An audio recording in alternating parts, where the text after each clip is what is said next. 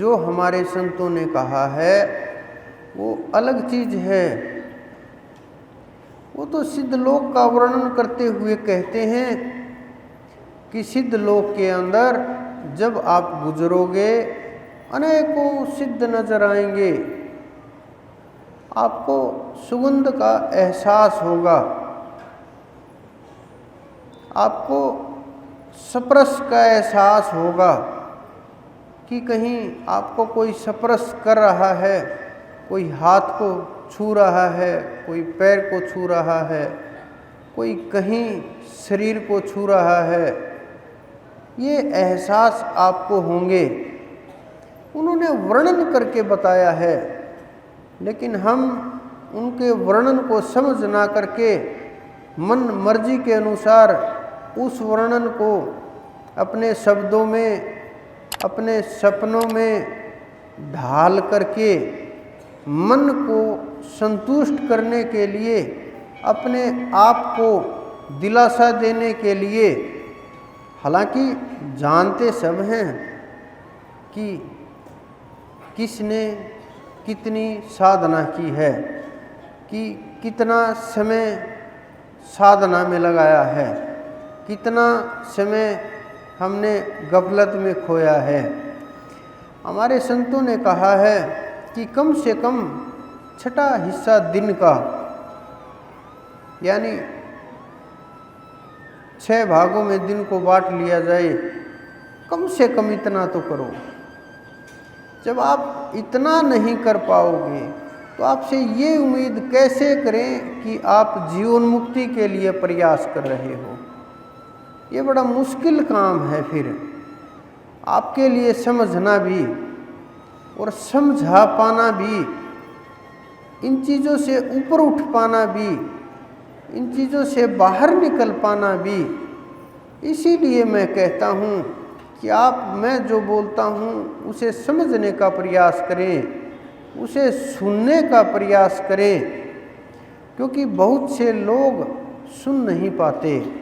जिस प्रकार से पशु पक्षियों को रोक दिया जाए या बांध दिया जाए, रास्ता हो, आप उसको बताओ उधर से निकल जा, उधर से रास्ता है निकल जा, उनकी आपकी भाषा समझ नहीं आएगी, वो उस शब्द वाणी का लाभ नहीं ले सकते। लेकिन मनुष्य के अंदर इतनी अक्षमता है कि वो शब्द वाणी का लाभ ले सकें, और उस वाणी के अंदर इतनी ताकत है, शब्द के अंदर इतनी ताकत है कि वो आपको रास्ता दिखा सके, आपके मार्ग को खोल सके, आपके जो चारों तरफ के अंदर में बंधन लगे हुए हैं वो सारे के सारे बंधनों को तोड़ दे।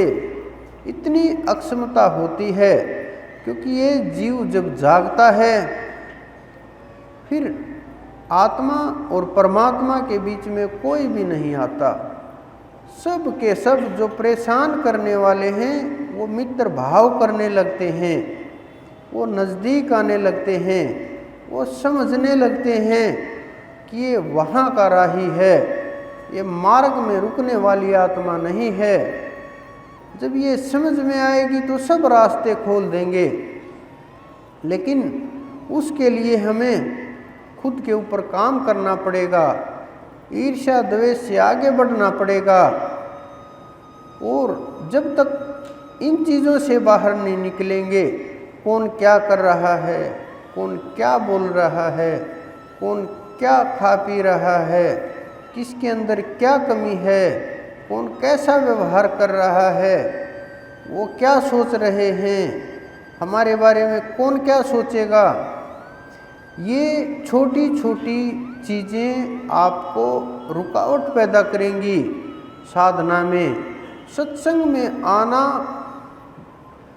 आप दिल से आए हो, मैं समझ सकता हूँ।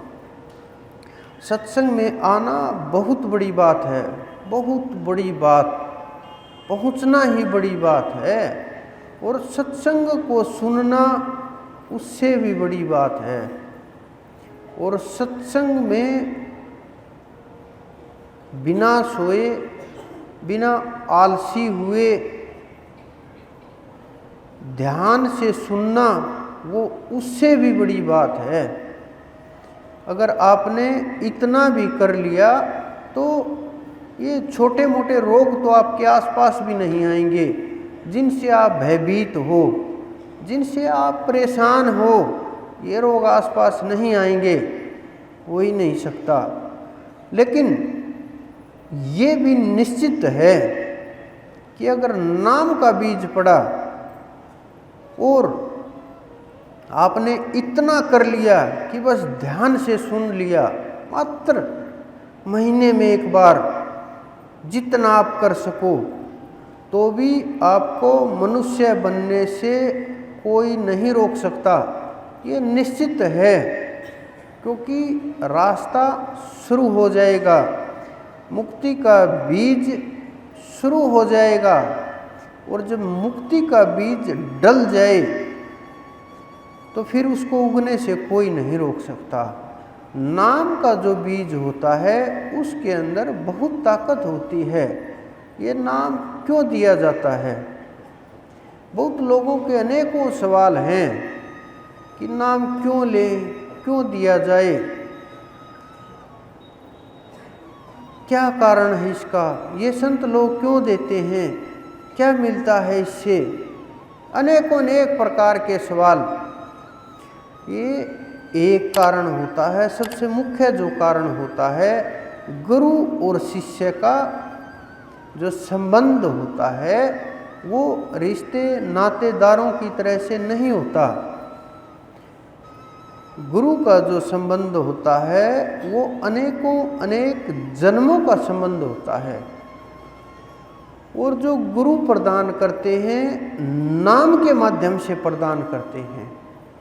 और जब उन्हें कोई भी ताकत, कोई भी एनर्जी भेजनी हो तो वो नाम के माध्यम से भेजते हैं अपने जीवों के ऊपर, कि जो भी एनर्जी है नाम के माध्यम से सबको चार्ज कर देते हैं। तो नाम के माध्यम से ही वो शक्ति आप तक पहुंच पाती है। क्योंकि जब गुरु ध्यान के अंदर बैठते हैं, उस परमात्मा का सुमरण करते हैं, उस अनंत के साथ एकाकार होता है, तो उस समय वो बहुत ताकत, एनर्जी अपने शिष्यों की ओर बहा देते हैं कि वो भी साथ में उठ जाएं, चार्ज हो जाएं, वो आत्माएं भी मजबूत हों, मन भी मजबूत हों, तो वो उनकी ओर भेज देते हैं। अगर कोई गुरु अपनी शक्ति शिष्यों के पास नहीं भेज सकता तो वो गुरु नहीं है, ये निश्चित है। क्योंकि गुरु बोलने से काम पूरा नहीं हो जाता और गुरु बोलने से गुरु नहीं बन जाता। गुरु की आपसे लाखों गुना जिम्मेवारियां ज़्यादा हैं, हर प्रकार से, हर तरीके से जीव को समझाना, मात्र समझाना नहीं, जीव को समझना भी कि ये किस श्रेणी का जीव है, किस प्रकार से आसानी से ऊपर जा सके, प्यार से जाएगा, डांट फटकार से जाएगा, समझाए से जाएगा, यहाँ रख के जाएगा, दूर करके जाएगा, कौन सी पद्धति से जाएगा, किस मार्ग से चढ़ाई करें, कैसे इसकी कमी दूर की जाए, कैसे मार्ग पर लगाया जाए, कौन सी इसके लिए सुविधाजनक होगी, ये चीज़ें भी समझना बहुत आवश्यक होती है।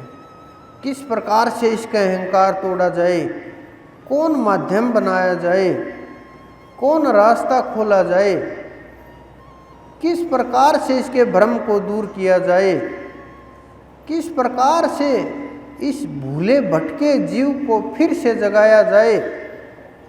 अनेकों पद्धतियों की खोज करते हैं गुरु, और जो जैसा जीव होता है उसके साथ वैसा ही व्यवहार करते हैं। इसी कारण से मुझे भी बहुत लोग बोलते हैं कि उसकी तो सारी बातें सुन ली, मुझे 1 मिनट भी मेरे साथ बात नहीं की। बहुत लोग अलग अलग प्रसन्न हैं, बहुत कारणों से आप परेशान भी होंगे,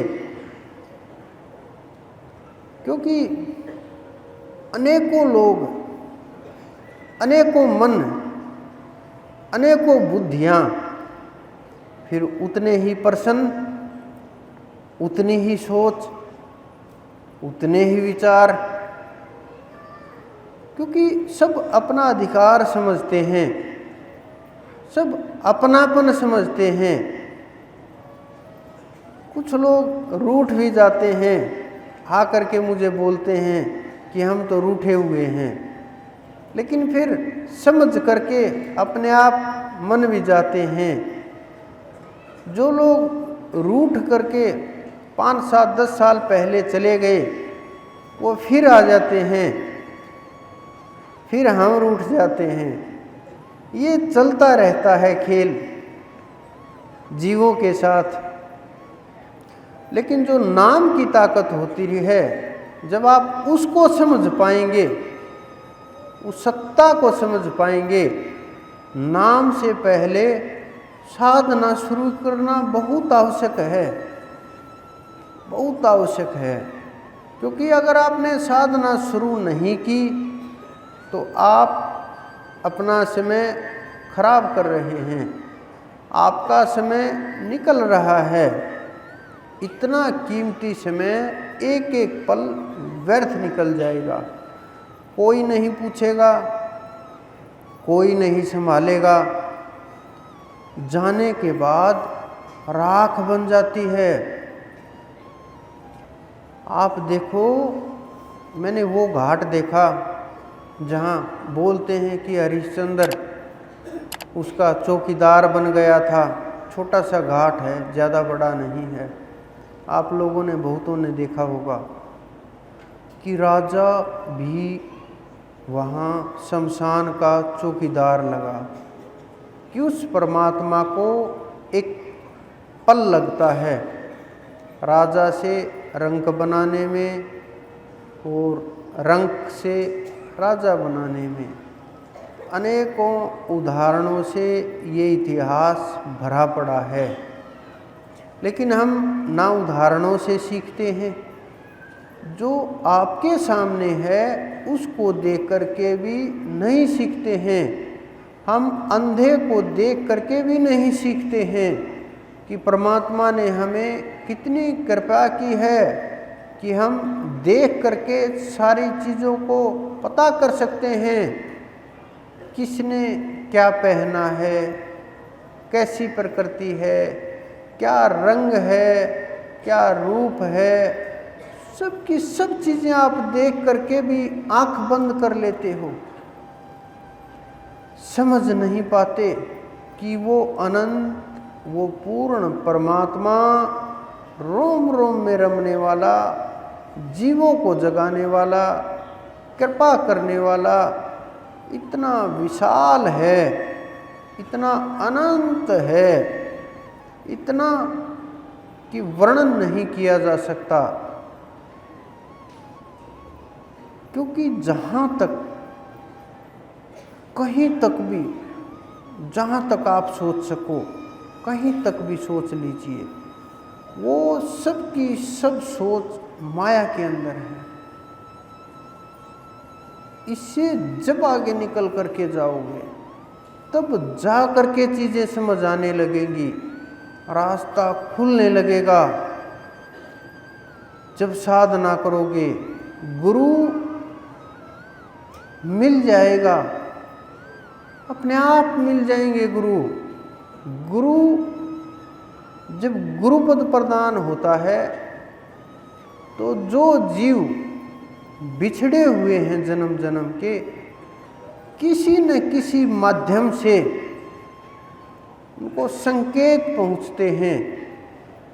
कोई भी माध्यम हो, संदेश पहुंचता है।